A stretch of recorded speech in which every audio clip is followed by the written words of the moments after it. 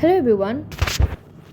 Today we are going to look the chapter inflammation and repair, and in which we are going to look the mediators of inflammation. Here it is, mediators of inflammation. So it is saying कि inflammatory mediators are the substance that initiate and regulate inflammatory reactions. मतलब कि inflammatory mediators जो होते हैं, मतलब कि जो अभी हम लोग पढ़ने जा रहे हैं mediators, वो substance होते हैं जो कि initiate करते हैं और regulate करते हैं inflammatory के reactions को. ठीक है, बहुत सारे मीडिएटर्स जो होते हैं आइडेंटिफाई हुए हैं. Okay, and they are targeted, मतलब उससे वही जो होते हैं लिमिट करते हैं इन्फ्लामेशन को. ठीक है, मतलब वो अपने प्रोडक्ट रिलीज़ करते हैं, उसको लिमिट करते हैं. So the most important mediator of the acute, सबसे पहले हम लोग एक्यूट इन्फ्लामेशन की बात कर रहे हैं. They are the vasoactive amines, lipid products, that is prostaglandin, leukotrienes. तो सबसे इंपॉर्टेंट मीडिएटर्स हैं एक्यूट इन्फ्लामेशन के. कौन कौन से आते हैं? वैसोएक्टिव अमीन्स, लिपिड प्रोडक्ट में क्या क्या आ जाएंगे? प्रोस्टाग्लैंडिन, ल्यूकोट्राइन्स, और फिर cytokines, that is the including chemokines. Okay, तो हम याद रखेंगे कौन कौन से? Vasoactive amine, lipid products, that is lipid product में क्या आ जाएगा? Prostaglandin, leukotrienes and the cytokinin, that is including the chemokines and the product of complement activation. और कॉम्प्लीमेंट एक्टिवेशन जो हम लोग पढ़ने जा रहे हैं उसके प्रोडक्ट्स. ठीक है, ये मीडिएटर जो होते हैं इंड्यूस करते हैं various component of the inflammatory response and और ये अलग अलग मैकेनिज्म से, मतलब कि कंपोनेंट्स को इन्फ्लेमेटरी रिस्पॉन्स इनिशिएट करवाते हैं. That is why inhibiting each has been, मतलब इसलिए हम लोग इनिबिट, हर एक को इनिबिट करना, that is the therapeutically that is very beneficial. ठीक है, मतलब कि हम लोग उसको इनिबिट करते हैं ताकि वो ठीक हो जाए इन्फ्लामेशन. नाउ मीडिएटर्स जो होते हैं कैसे सिक्रेट होते हैं? आइदरवाइज सेल और generated from the plasma protein. दोनों से, सेल्स भी सिक्रेट करते हैं और प्लाज्मा प्रोटीन भी सिक्रेट करते हैं. जो सेल डिराइव्ड मीडिएटर होता है वो नॉर्मली जो सीक्वेंस में रिलीज होता है in the intracellular granules and can be rapidly secreted by granule, और उसके बाद ग्रैन्यूल्स का एगोसाइटोसिस होता है और उससे रिलीज होता है. जैसे कि एग्जाम्पल में हम देखेंगे histamine in the mast cell granules. ठीक है, हाँ ये इंपॉर्टेंट है कि जो यहाँ पे दो चीज़ों की बात कर गई है कि यहाँ पे सेल डिराइव जो मीडिएटर है ना, वो इंट्रासेलुलर ग्रैन्यूल से जो नॉर्मली जो रिलीज होता है वो इंट्रासेलुलर ग्रैन्यूल से रिलीज होता है और रैपिडली सिक्रीट होता है बाय ग्रैन्यूल एगोसाइटोसिस. जैसे हिस्टामिन जो कि मास्ट सेल ग्रैन्यूल से रिलीज होगा. या फिर सेल डिराइव मीडिएटर जो होता है सिंथेसाइज डीएनए वो भी होता है. जैसे कि example is prostaglandin, leukotriene, cytokinin in response to a stimulus. किस तरह से? मतलब स्टिमुलस का जो रिस्पॉन्स आता है उससे. ठीक है, आफ्टर दैट मतलब समझे ना कि एक तो हो गया इंट्रासेलुलर ग्रैन्यूल से और एक डीएनए वो मतलब खुद सिंथेसिस करता है. ठीक है, सेल जैसे prostaglandin, leukotriene, cytokinin in response अगर स्टिमुलस मिलता है तो मेजर सेल टाइप है जो मतलब ये सब जो प्रोड्यूस करने वाले हैं ना, एक जो histamine in mast cell granules and prostaglandin, leukotriene, cytokinin, जो ये जो मेजर सेल टाइप जो होते हैं वो प्रोड्यूस करते हैं मीडिएटर्स ऑफ एक्यूट इन्फ्लामेशन. ठीक है ना, वो मतलब कि वो डिटेक्ट करते हैं इन्वेटर्स को और टिश्यू डैमेज को, जैसे कि मैक्रोफेज हो गया. मतलब कि जो ये सब जो सेल डिराइव्ड मीडिएटर है वो किससे सिक्रेट होते हैं? तो macrophage, dendritic cell, mast cell. ठीक है, ये सब क्या करते हैं? इनमें क्या होता है? ग्रैन्युलर एक्टोसाइटोसिस होता है. ठीक है, तो वहाँ पे से मास्ट सेल निकला. या फिर क्या होता है? डीएनए वो खुद ही सिंथेसाइज कर देते हैं, जैसे प्रोस्टाग्लैंडिन, ल्यूकोट्राइन, साइटोकाइनिन्स. लेकिन यहाँ पे एक चीज़ और बोला है कि जो प्लेटलेट्स होते हैं, न्यूट्रोफिल और एंडोथेलियल सेल, और जो मोस्टली एंडोथेलिया एपिथेलिया होता है वो भी इंड्यूस हो जाता है. और इससे क्या होता है? इलेबोरेट करता है. एंड नेक्स्ट पेज में लिखा सम ऑफ द मीडिएटर्स को इलेबोरेट करता है. ठीक है, तो प्रिंसिपल मीडिएटर्स ऑफ अगर हम लोग इन्फ्लामेशन की देखते हैं तो अभी जैसे हमने पढ़ा था कि सेल डिराइव मीडिएटर्स में तो हिस्टामिन कौन कौन रिलीज करता है? Mast cell, platelets and basophils. और इसका एक्शन क्या है? दैट इज द वैसोडाइलेशन, मतलब कि वैसोडाइलेशन करवाता है. Increase vascular permeability, endothelial activation. तो वैसोडाइलेशन, इंक्रीज वैस्कुलर, अगर वैसोडाइलेशन करवाएगा तो ऑफकोर्स वैस्कुलर परमेबिलिटी बढ़ेगा और उससे फिर एंडोथेलियल का एक्टिवेशन होगा. लेकिन अभी हमने देखा कि प्रोस्टाग्लैंडिन जो कि डीएनए वो सिंथेसिस होता है. Prostaglandin secreted by the mast cell and leukocyte. वो क्या करवाता है? ये भी वैसोडाइलेशन करवाता है. और ऑफ कोर्स जब प्रोस्टाग्लैंडिन जहाँ पे भी आता है पेन एंड फीवर अपने साथ लेकर के आता है. ठीक है, फिर we are looking here the leukocyte जो कि मास्ट सेल और ल्यूकोसाइट से दैट ल्यूकोट्राइन्स. ठीक है ना, एलटीज. ठीक है, ये भी मास्ट सेल्स और ल्यूकोसाइट, ये भी मास्ट सेल, ये भी मास्ट सेल, ये भी मास्ट सेल. फिर हिस्टामिन, बेसोफिल एंड प्लेटलेट्स हमने बहुत जगह पढ़ा है तो ये रिमेंबर हो ही जाता है कि बेसोफिल से, प्लेटलेट से हिस्टामिन सिक्रेट होता है. फिर प्रोस्टाग्लैंडिन और ल्यूकोट्राइन, यहाँ पे एक important leuko that is the leukocyte, और जो ल्यूकोसाइट से होगा प्रोस्टाग्लैंडिन से होगा तो here also leukocyte. And it will also called increase vascular permeability. और इसका एक और है कि कीमोटैक्सिस करवाता है, ल्यूकोसाइट एडिशन करवाता है और एक्टिवेशन. ल्यूकोसाइट को मतलब जो वेसल्स उसमें से अटैच करवाएगा और एक्टिवेशन भी करवाएगा. ठीक है, ये सब साइटोकाइनिन सब आगे हम लोग देखते हैं। तो यहाँ पे मैंने बोला था उसके वजह सेल डिराइव्ड मीडिएटर तो हमने पढ़ लिया था, ठीक है। अब अगर हम लोग प्लाज्मा डिराइव्ड मीडिएटर की बात करें, एग्जांपल इज कॉम्प्लीमेंट प्रोटीन, जो कि प्रोड्यूस होता है मेनली इन द लीवर, ठीक है।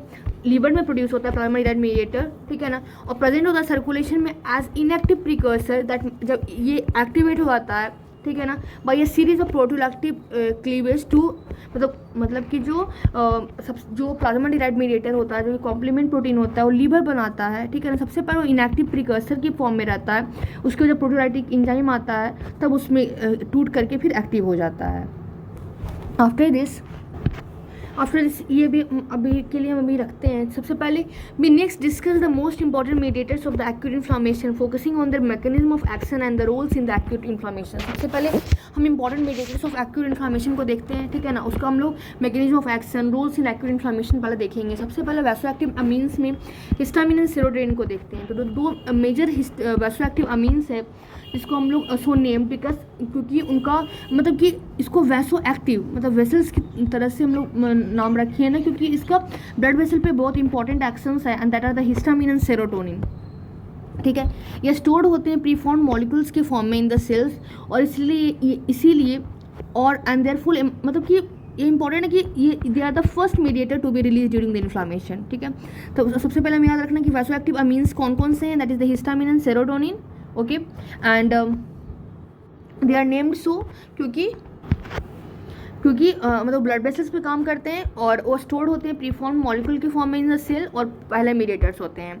और जो सबसे रिचेस्ट सोर्स, उसके बाद हम हिस्टामिन के बारे में देखेंगे। तो जो हिस्टामिन होता है उसका जो सबसे रिचेस्ट सोर्स है वो मास्ट सेल है। हमने पीछे भी देखा था कि मास्ट सेल से ये सब रिलीज होते थे।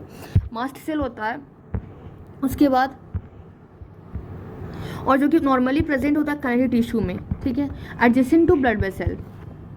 ये ठीक है कि मास्ट सेल से रिलीज होता है, ठीक है ना, जो कि ब्लड वेसल के पास ही जो, ठीक है ना, कनेक्टिव टिश्यू में प्रेजेंट होता है। उसके बाद इट इस ये हमने देखा नहीं था कि वेसोफिल और प्लेटलेट से भी रिलीज होता है।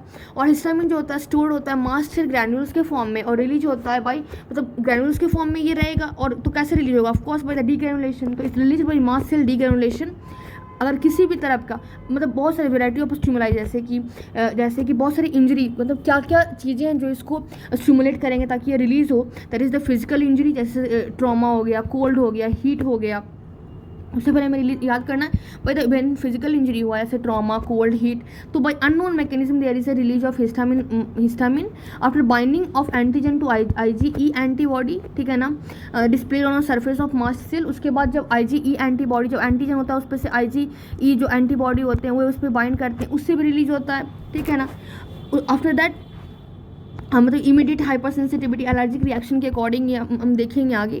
Then the product of complement that is called as anaphylatoxins, C3 C5A, अगर मतलब ये एक्टिवेट हुआ तब भी रिलीज होता है, ठीक है। उसके बाद the antibodies and the complement product bind to specific receptor on the mast, और मास्ट सेल पे अगर एंटीबॉडी और कॉम्प्लीमेंट सिस्टम, ठीक है ना, कॉम्प्लीमेंट प्रोडक्ट अगर बाइंड होता है तब भी दिस मास्ट सेल से हिस्टामिन रिलीज होता है। उसके बाद और ये ट्रिगर कर देता है सिग्नलिंग पाथ में दैट इंड्यूस, मतलब ये सब बेसिकली ट्रिगर थिंग्स है। What, physical injury like cold, heat, trauma, ठीक है ना, binding of antigen to IG, अगर एंटीजन IgE एंटीबॉडी से बाइंड करेगा, ऑफकोर्स ये सर्फेस ऑफ मास्ट सेल के पास ही होता है, ठीक है, जिससे एलर्जिक रिएक्शन इंड्यूस होकर हिस्टामिन रिलीज होता है, ठीक है।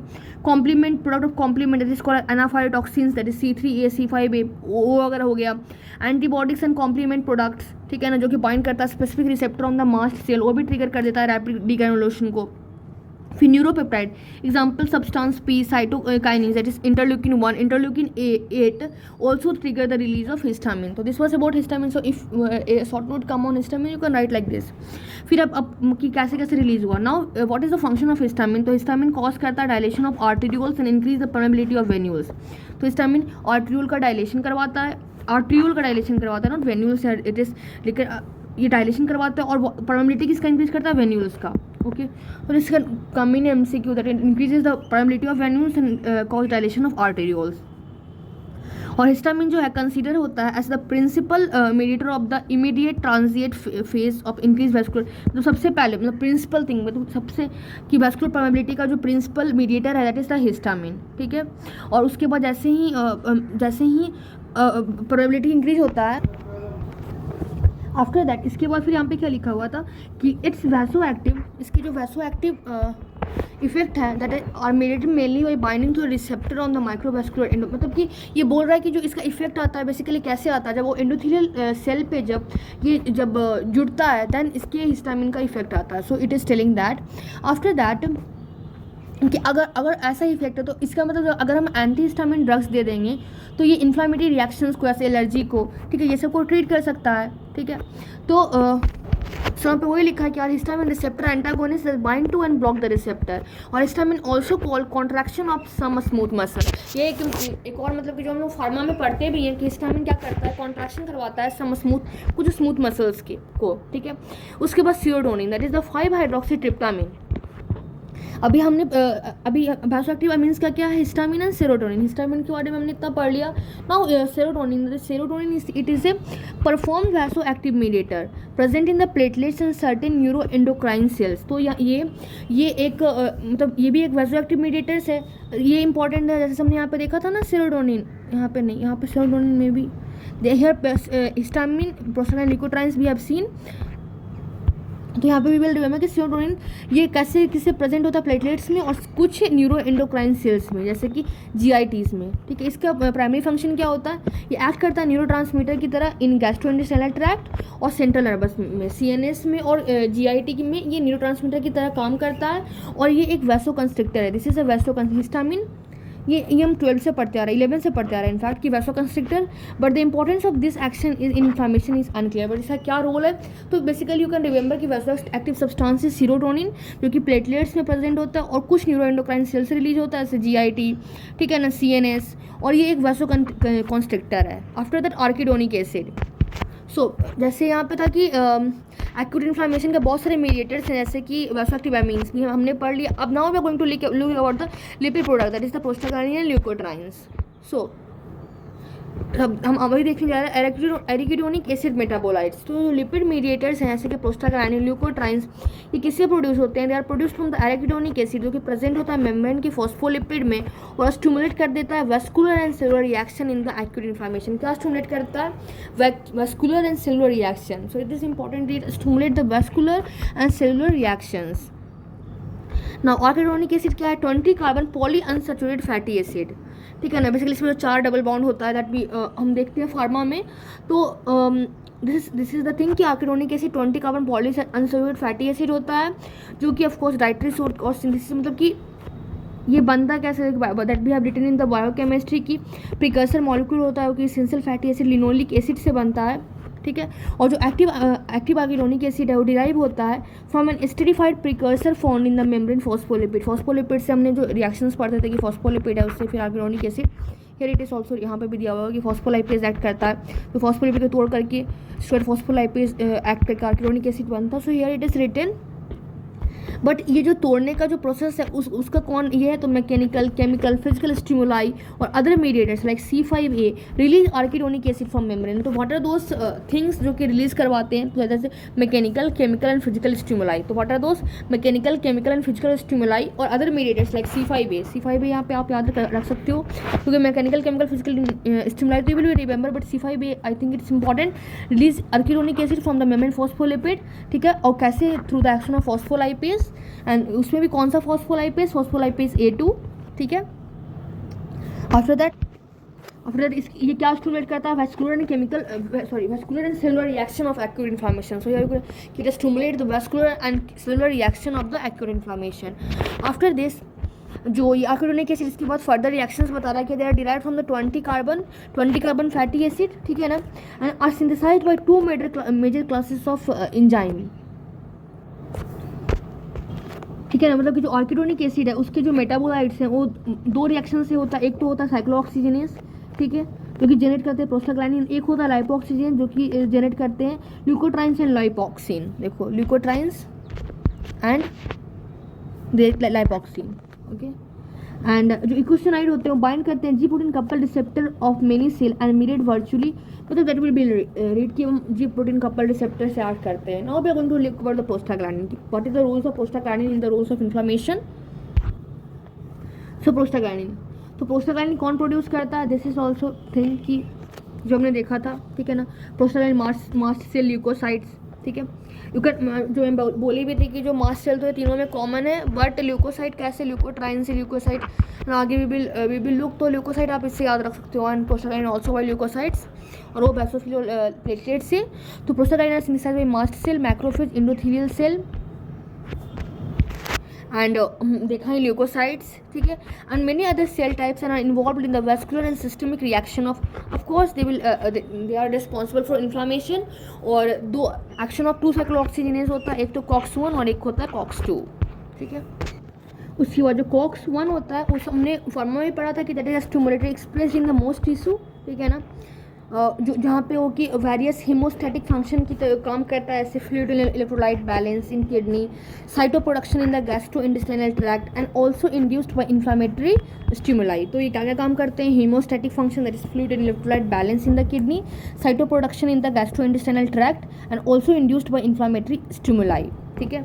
और अगर जब हम कॉक्स-2 की बात करें तो कॉक्स-2 एक्सप्रेशन जो है मेनली कन्फाइंड होते हैं तो द सेल जो कि इन्फ्लामेटरी रिएक्शंस में काम करता है। तो कॉक्स-1 कहाँ पे होते हैं, एक तो इन द एक्सप्रेशन बहुत सारे टिश्यू जैसे कि किडनी में जहाँ पे ह्यूमोस्टैटिक फंक्शन फ्लूइड इलेक्ट्रोलाइट बैलेंस में काम करते हैं, जीआईटी ट्रैक्ट जहाँ पे प्रोटेक्शन की तरह काम करते हैं, और एक इन्फ्लामेटरी स्टिमुलाई हो ही जाएगा। और कॉक्स-2 जो होता है मेनली जो उसी सेल में कन्फाइंड होता है जहाँ पे इन्फ्लामेटरी रिएक्शन पार्टिसिपेट कर रहा है। अब उसके बाद प्रोस्टाग्लैंडिन जो होते हैं उसको हम लोग ये तो हमें पता है कि उसका जो नेम जो बी कीप द नेम, ठीक है ना, दैट बीरिक, PGD, PGE, PGF, PGG, PGH, ठीक है ना। और वहाँ पे हम लोग फिर सबस्क्रिप्ट यहाँ पर लिखते हैं 1 2 ऐसे कर करके, और जो 1 2 होता है ना वो डबल बॉन्ड को डिनोट करता है। तो मोस्ट इंपॉर्टेंट वन, अब ये इंपॉर्टेंट है कि इन्फ्लामेशन में कौन कौन से इंपॉर्टेंट है, तो PGE2, ठीक है ना, यहाँ पे से अब डायग्राम से भी PGE2, PGD2, PGF2A, PGI2 and PGI2 को हम लोग प्रोस्टासाइक्लिन भी कहते हैं, ठीक है, एंड थ्रोम्बैक्सिन A2। और हर एक को बनाने के लिए क्या होता है, स्पेसिफिक एंजाइम होता है, ठीक है ना, जो कि एक्ट करता है इंटरमीडिएट, मतलब कि पाथवे में एक्ट करता है और हर एक को स्पेसिफिक एंजाइम बनाता है। और कुछ जो एंजाइम्स हैं वो हैव रेस्ट्रिक्टिव टिश्यू डिस्ट्रीब्यूशन, मतलब कुछ एंजाइम सिर्फ और सिर्फ टिश्यू, मतलब कुछ ही टिश्यू में डिस्ट्रीब्यूटेड है। जैसे अगर हम प्लेटलेट्स की बात करते हैं तो प्लेटलेट्स में एक एंजाइम होता है, इसको लोग बोलते हैं थ्रोम्बैक्सिन सिंथेज, ठीक है ना। इसीलिए जो थ्रोम्बैक्सिन A2 है वो मेजर प्रोडक्ट किस सेल का होगा, ऑफ कोर्स तो प्लेटलेट्स का होगा। तो प्लेटलेट्स में हम लोग बोल सकते हैं कि चूँकि थ्रोम्बैक्सिन सिंथेज होता है तो वो प्लेटलेट से थ्रोम्बैक्सिन A2 रिलीज़ होगा। फिर थ्रोम्बैक्सिन A2 का फंक्शन क्या होगा, थ्रोम्बैक्सिन A2 जो है वो पोटेंट प्लेटलेट को एग्रीगेटिंग एजेंट, मतलब प्लेटलेट को एक साथ इकट्ठा करने वाला है, एंड दे आर द वैसोकंस्ट्रिक्टर, ठीक है, इकट्ठा वैसो। और ये इटसेल्फ अनस्टेबल होता है, इसलिए रैपिडली कन्वर्ट होता है to inactive form. After that ये तो प्लेटलेट की बात करते हैं। नो जो वैस्कुलर एंडोथेलियम होता है लैक करता है थ्रोम्बैक्सिन सिंथेज को, बट उसमें प्रोस्टाग्लैंडिन सिंथेज होता है। तो क्या हो गया, प्लेटलेट्स में क्या हो गया, दैट इज द थ्रोम्बैक्सिन सिंथेज, ठीक है। आफ्टर एंडोथेलियम में क्या हो गया, ठीक है, दैट इज द प्रोस्टासाइक्लिन, मतलब PGI2, ओके, PGI2 उसका सिंथेज हो जाएगा, ठीक है। और उसका जो स्टेबल इन प्रोडक्ट होता है PGF1 अल्फा या फिर 1A बोलते हैं, 1A होता है, ठीक है ना। एंड प्रोस्टासाइक्लिन फिर क्या होते हैं, प्रोस्टासाइक्लिन मीन्स PGI2, ठीक है, दैट्स वैसोडाइलेटर। थ्रोम्बैक्सिन क्या है, वैसोकंस्ट्रिक्टर है, ये वैसोडाइलेटर है, और ये इनहिबिटर है प्लेटलेट एग्रीगेशन, मतलब कि कहाँ पे हमारे बॉडी में इन दोनों के बीच में प्रोस्टाग्लैंडिन I2 और थ्रोम्बैक्सिन A2 दोनों के बीच में एक बैलेंस रहता होगा, इसी कारण से ना हमारे बॉडी में एग्रीगेशन होता है ना इनहिबिशन, दोनों के बीच में बैलेंस होता है। And this potentiate the, so here it is written also कि ये तो हमने बोल दिया कि प्लेटलेट्स का एग्रीगेशन करवाता है और पोटेंशिएट करता है, क्योंकि वैसोडाइलेटर है तो परमेबिलिटी इंक्रीज करवाता है, और chemotactic effect of the other mediator. उसके बाद जो थ्रोम्बैक्सिन और प्रोस्टासाइक्लिन जो इम्बैलेंस है that has been implicated as an early event in thrombus formation in coronary and cerebral blood vessel. मतलब कि मैं बोल रही थी कि थ्रोम्बैक्सिन और प्रोस्टासाइक्लिन में दोनों में हमेशा बैलेंस बना हुआ रहता है, क्योंकि एक वैसोकंस्ट्रिक्टर एक वैसोडाइलेशन है, एक प्लेटलेट्स एग्रीगेटरी है, एक प्लेटलेट्स को इनहिबिट करता है प्लेटलेट एग्रीगेशन का। इसका मतलब है कि जब दोनों के बीच में बैलेंस जब टूटता है then that lead to the thrombus formation in the coronary and cerebral blood vessel. That we have looked about the TXA2 और PGI2। उसके बाद हम देख रहे हैं कि PGD2 जो है, PGD2 मेजर प्रोस्टाग्लैंडिन है जो कि मास्ट सेल बनाता है अलॉन्ग विद PGE2, ठीक है। और ये जो दोनों होता है वैसोडाइलेशन करवाता है और इंक्रीज करता है permeability of post capillary venules and दस पोटेंशिएटिंग द एडिमा फॉर्मेशन। उसका PGD2 also chemo attractant for neutrophil. Here मतलब इसका मतलब ये बोल रहे हैं कि जैसे PGI2 हमने देख लिया, ठीक है, थ्रोम्बैक्सिन A2 देख लिया, अब PGD2 और A2 का फंक्शन एक ही से तो बताया है कि ये तो मास्ट सेल से बनाता है, मास्ट सेल के साथ बनता ही है PGD2 और PGE2। और ये क्या करवाता है, जैसे कि PGI2 है वैसोडाइलेशन करवाता है, इसी तरह ये भी वैसोडाइलेशन करवाता है, वैस्कुलर परमेबिलिटी को इंक्रीज करवाता है। और इट इज़ इंपॉर्टेंट कि जो PGD2 है that also calls the chemoattractant act as chemoattractant for neutrophil means leukocyte का कीमोटैक्सिस करवाता है। So this was the thing. Here we can look in the diagram कि cell membrane जो phospholipid है वो activate कैसे होता है। हमने देखा था कि बाय द मैकेनिकल फिजिकल, ठीक है ना, and mechanical physical and chemical stimuli के कारण ये स्टिमुलेट होता है। और C5 भी ऑल्सो वन मीडिएटर होता है, उसके कारण एक्टिवेट होता है and by the action of phospholipase A2 and it form the arachidonic acid. अब आर्कियोनिक एसिड जो अब चूँकि आर्कियोनिक एसिड मीडिएटर्स इसको बोलते हैं हम लोग, ये सब आर्कियोनिक एसिड मीडिएटर्स है। इसके लिए दो एंजाइम चाहिए होता है, एक होता है साइक्लोऑक्सीजिनेज, ठीक है ना, इसमें COX-1 COX-2 तो 2 तरह के एंजाइम्स होते हैं। COX-1 जो होता है हर एक सेल में होता है, ये रीनल में भी एक्ट करता है, GIT, ठीक है ना, इन्फ्लामेटरी में तो करेगा ही करेगा। और COX-2 होता है जो मोस्टली इन्फ्लामेशन में एक्ट करता है। एंड उसके बाद हमने देखा कि जो प्रोस्टाग्लैंडिन बनता है वो अलग अलग तरह के होता है, DEFGH, ठीक सब होता है। लेकिन जो लास्ट वाला है G और H है वो दोनों PGG2 and PGH2, 2 means double bond. Arachidonic acid में कितने 4 डबल बॉन्ड था। फिर साइक्लोऑक्सीजिनेज ने देखिए 1 होता है 2 होता है, मतलब ये दो बाद वाला लेटर है ना, 2 डबल बॉन्ड खा जाएगा, ओके 2 खा गया। लास्ट वाला G2 EFG2 कौन कौन से होते हैं, DEF G और H ये दोनों जो होते हैं अनस्टेबल है। बाद वाला तो अनस्टेबल है, क्योंकि बुरा मान गया कि मेरे को बाद में क्यों रखा है, तो ये अनस्टेबल होते हैं, डबल बॉन्ड तो मैं याद रहेगा। तो ये दोनों अनस्टेबल है, तो G बना, उसके बाद H बना एंड दो सर अनस्टेबल फॉर्म, उसके बाद PGI2 TXA2 PGD2 and E2 बनता है। और हर एक के लिए अपना अपना स्पेसिफिक एंजाइम्स है। जैसे थ्रोम्बक्सिन सिंथेस जो होता है सिर्फ और सिर्फ प्लेटलेट्स में मिलता है, तो वहाँ से थ्रोम्बक्सिन A2 बना और वो करवाता है वैसोकंस्ट्रिक्शन एंड प्रमोट करता है प्लेटलेट एग्रीगेशन को। जो प्रोस्टासाइक्लिन है PGI2 है, और एंडोथेलियल का जो मेम्ब्रेन एंडोथेलियल जो वैस्कुलर एंडोथेलियम होता है वहाँ पे ये एंजाइम होता है प्रोस्टासाइक्लिन सिंथेस, तो उससे बनता है प्रोस्टासाइक्लिन I2 जो कि कॉज करवाता है वैसोडाइलेशन को और इनहिबिट करता है प्लेटलेट एग्रीगेशन को। और हमारे बॉडी में इन दोनों के बीच में हमेशा बैलेंस होता है, और जब बैलेंस बिगड़ता है then they lead to the thromboxane, मतलब ये जो कंस्ट्रिक्टेड है तो इसमें ये जब ज़्यादा हो जाएगा तो थ्रोम्बस फॉर्मेशन करवाया जाता है in the cerebral blood vessels में, कोरोनरी ब्लड वेसल्स में, ये सब में। उसके बाद एक और हमने देखा कि G2H2D और E2 बनाता है जो कि वैसोडाइलेशन कॉज करवाता है, वैस्कुलर परमेबिलिटी कॉज करवाता है और ल्यूकोसाइट का कीमोस्टैक्सिस करवाता है। So this was thing. Now इसके बाद इन्होंने लिखा है कि in addition to local effect तो ये सब है। प्रोस्टाग्लैंडिन इन्वॉल्व होता है पेन एंड फीवर, हमें सब बहुत बचपन से पता है कि प्रोस्टाग्लैंडिन हमेशा पेन और फीवर को करवाता है, इन्फ्लामेशन ऑल्सो। एंड ऐसे PGD2 का स्पेसिफिक काम था ल्यूकोसाइट कीमोटैक्सिस, उसी तरह PGE2 जो है हाइपर एल्जेसिक है, ठीक है ना, जो कि स्किन को हाइपर सेंसिटिव बना देता है टू पेनफुल स्टिमुलाई जैसे intradermal injection of suboptimal concentration of histamine and bradykinin. और ये इन्वॉल्व होता है cytokinin induced fever during the infection. After that ये तो हमने पढ़ा प्रोस्टाग्लैंडिन के बारे में। तो यू कैन रिमेंबर है कि PGE2 जो होता है हाइपर एनाल्जेसिक होता है, हाइपर एल्जेसिक होता है, क्योंकि स्किन को हाइपर सेंसिटिव बना देता है टू पेनफुल स्टिमुलाई, जैसे हम अगर इंट्राडर्मल इंजेक्शन देते हैं, ठीक है ना, of suboptimal concentration of histamine and bradykinin का। This was the thing. Now अब हमने ल्यूकोट्राइन्स एक पाथवे तो हमने देख लिया कि साइक्लोऑक्सीजन जो पाथवे करता है। Now we are going to look the arachidonic acid का सेकंड जो इन्फ्लामेटरी मीडिएटर्स है, जो कि which come in action by the 5 lipoxygenase enzyme के साथ। तो वो क्या क्या करते हैं, एक तो ल्यूकोट्राइन बनवाएगा और that is the lipoxin, leukotriene B, मतलब वो तो सब ल्यूकोट्राइन्स ही हैं, तो उसके फंक्शंस हम लोग देखेंगे। So here leukotrienes and the lipoxin. उसके बाद हम लोग देखेंगे pharmacological inhibitors of prostaglandin leukotrienes की कौन कौन उसके इनहिबिट करते हैं। Then we will look other inflammatory mediators. And here एक चीज़ और था कि यहाँ पे principal action of arachidonic acid metabolite in inflammation, एक है vasodilation, vasoconstriction, increase vascular permeability, chemotaxis, leukocyte adhesion. तो वैसोडाइलेशन जो होता है वो कौन करवाता है, prostaglandin, that is prostaglandin I2, that is prostacyclin E2 E1 E2 भी और D। बेसिकली हमने देखा है कि डायलेशन हमेशा और हमेशा पूरा सारे के सारे प्रोस्टाग्लैंडिन करवा रहे हैं, ठीक है ना, लेकिन जो वैसोकंस्ट्रिक्शन थ्रोम्बैक्सिन करवाएंगे और ल्यूकोट्राइन से भी लीड, इसलिए इसको हम बाद में भी देखेंगे, ठीक है। So it is total page covered, यहाँ पे ये सब अभी हम लोग देखेंगे बाद में। Now leukotrienes, now we will look about the leukotriene. Leukotriene जो बेसिकली किसमें प्रोड्यूस होता है, ल्यूकोसाइट, जो कि हमने देखा था यहाँ पे कि ल्यूकोट्राइन ल्यूकोसाइड मास्ट सेल, ठीक है ना। तो here it is that leukocyte is produced in leukocyte mast cell और एक्शन किसी होता है लाइपोऑक्सीजनेस में से are involve in vascular and smooth muscle reaction and leukocyte recruitment.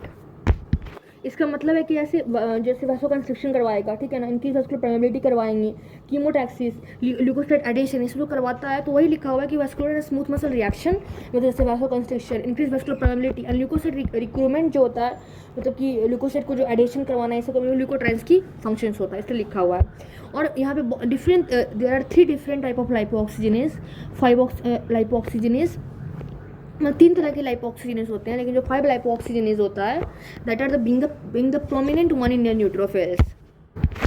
यहाँ पे देख सकते हो जो लाइपोऑक्सीजनेस 5 था, आर्किडोनिक एसिड से जो 5 लाइपोऑक्सीजनेट है वही सारा का सारा रिएक्शन करवा रहा है। So here it is written इसलिए कि जो 5 lipoxygenase being the predominant one in the neutrophil, और ये एंजाइम होता है कन्वर्ट कर देता है arachidonic acid to 5 hydroxyeicosatetraenoic acid. किसमें कन्वर्ट कर देता है आर्किडोनिक एसिड को 5-HPETE, ठीक है ना। इसका अगर आप शॉर्ट फॉर्म देखोगे जैसे यहाँ पे लिखा हुआ है आर्किडोनिक एसिड इंटू HPETE, कुछ भी नहीं वही है, ठीक है ना, हाइड्रोक्सी इकोसा टेट्रा इनोइक एसिड, ठीक है। ये क्या काम करता है, कीमोटैक्टिक की तरह करता है फॉर न्यूट्रोफिल एंड प्रिकर्सर होता है ल्यूकोट्राइन्स का, ठीक है, प्रिकर्सर ऑफ द ल्यूकोट्राइन्स, मतलब ये न्यूट्रोफिल का कीमोटैक्सिस करवाता है और precursor of leukotrienes. You can understand ना कि यहाँ पे जो आर्किडोनिक एसिड है उससे 5-HPETE बना और लास्ट में ल्यूकोट्राइन्स बनते हैं ना, तो इसीलिए।